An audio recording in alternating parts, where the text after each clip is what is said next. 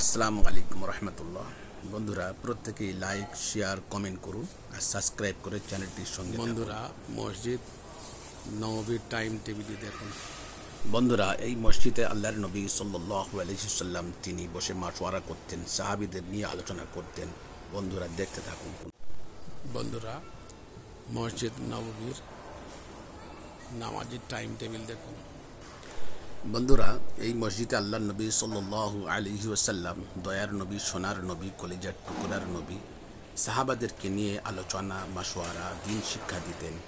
এই মসজিদে যদি কোনো ব্যক্তি এক ওয়াক্ত নামাজ পড়ে 1000 রাকাত সমতুল্য সওয়াব পায়। বন্ধুরা, দয়া করে এই মসজিদের বেশি বেশি মহব্বত করুন, ভালোবাসুন, শেয়ার করুন।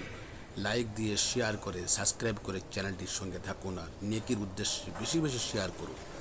আর মোহাব্বতের কারণে, ভালোবাসার কারণে এই মসজিদের দয়া করে দেখে আসুন, আপনারা ঘুরে আসুন, মন মুগ্ধ হয়ে যাবে। রিয়াজুল জান্নাতের পাশেই মসজিদ নববী, তার মধ্যেই এক স্থানে আল্লাহর নবী দোজাহানের বাদশাহ তাজদার মদিনা জনাবে আহমদ মোহাম্মদ মুস্তাফা সাল্লাল্লাহু আলাইহি সাল্লাম সেখানে শুয়ে আছেন। দেখে আসুন, দুরূদ পেশ করেন, জিয়ারত, প্রত্যেকেই জিয়ারত করুন, নবীকে স্মরণ করুন, নবীর নামে দরুদ পেশ করুন। আপনারা বেশি বেশি আল্লাহর কাছে কাঁদুন তাহাজ্জুদ পড়ে, যাতে নবীর রওজায় আপনাকে আমাকে সবাইকে যেন নিয়ে যেতে পারে। আমরা সবাই যেন যেতে পারি। আল্লাহর কাছে কাঁদুন।